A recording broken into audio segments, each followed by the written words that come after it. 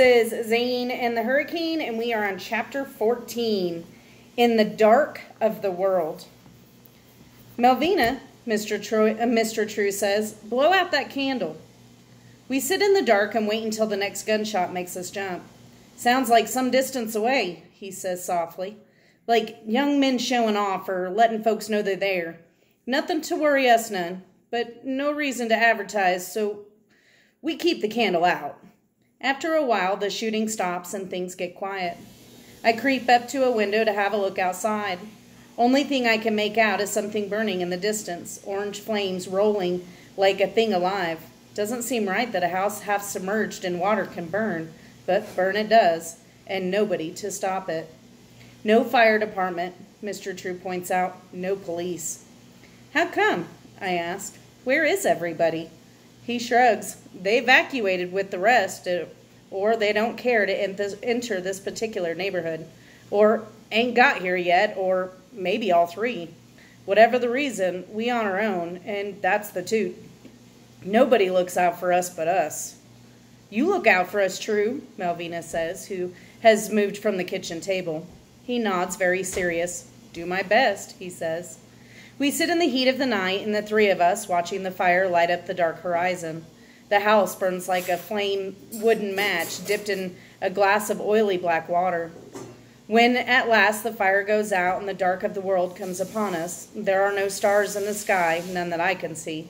No street lights or house lights, nothing but black light and the faint sound of flood lapping at the steps like it wants to come in. Bandy has hunkered down in my lap. He whines a little now and then, but mostly he's being good, as if he understands that he shouldn't make trouble at a time like this. Long day, Mr. Tru says. Best rest while we got a chance. Melvina won't go up in the bed near the window because she's afraid of the gunshots, so we drag the mattress to the closet floor. She crawls onto it, one skinny arm curled over her head, and falls asleep almost at once.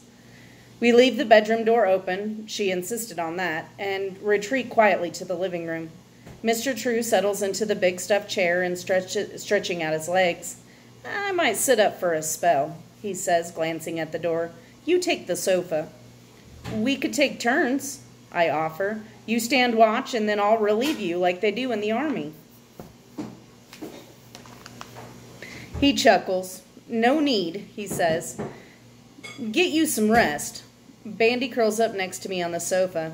Good boy, I whisper, scratching his ears. We're going to be okay. We're going to be just fine.